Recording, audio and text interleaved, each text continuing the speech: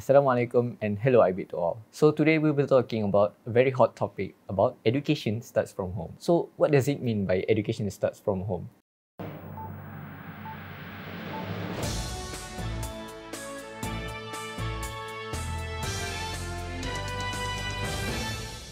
Education starts from home means that we, as the parents or the guardians of children, needs to be the catalyst or the moral instigator to our children. So what does it mean by this is that we need to be the ones that shape their moral education. So are we facing a problem of moral degradation among our children? Is that the problem that we are facing right now in our society? In order to show some facts about and to throw some light about this issue is recently a case of arrest of 43 people who were involved in a drug-fueled party in Johor Bahru in an entertainment outlet. 21 of them were tested positive for drug, and among these 21 people, 2 people which are teenagers aged 17, which are underage, that were charged with criminal offense. And to even emphasize how big is the problem right now with the moral degradation among youth is, according to the statistics by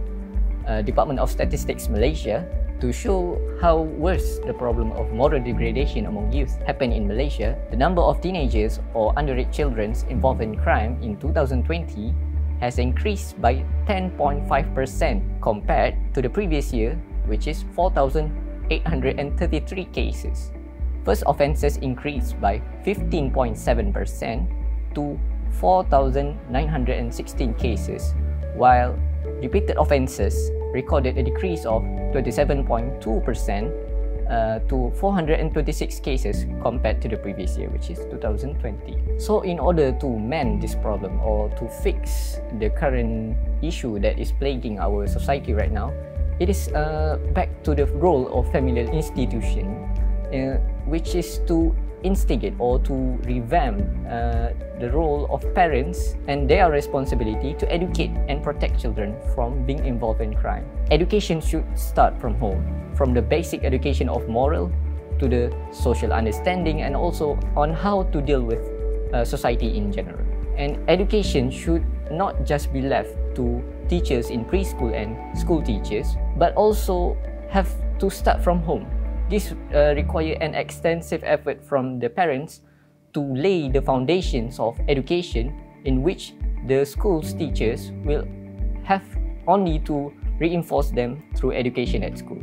In the aspect of education, parents play a very big role in educating the children and laying the foundations of education to these children.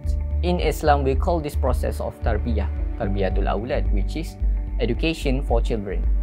And this aspect requires parents to be both proactive and also reactive, both to the social and the mental development of these children. We need to get know about their friends. We need to provide them with the conducive environment. This will shape their personality and also their mental development as a whole. Aside from providing fundamental needs of a human being to our children, we also need to give extra attention and care to them, because at this stage, children are at their very weakest and most brittle mental condition, in which they require much attention from their parents especially. And besides from providing basic care, we also need to give them time and attention, which we spend time with them in terms of having even a simple conversation would do in a daily routine. Besides from providing extensive supervision in the use of social media, we also ourselves need to make sure to be the best role model for them.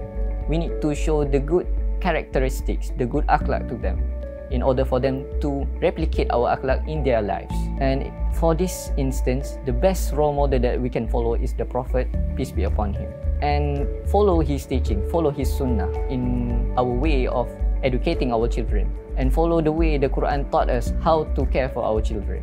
Last but not least, our children is an investment to us, the parents or the guardians, and they are also our responsibility at the same time. So it is up to us on how to educate them. Is it to be a good person or is it to be a bad person? I would like to quote a hadith from the Prophet, from Abu Hurairah radiallahu anhu. The Prophet said, When a person dies, the reward of his deeds are cut off, except from 3 sources, which is the charity that continues, knowledge that is beneficial, and also a pious children who pray for their parents. That is all.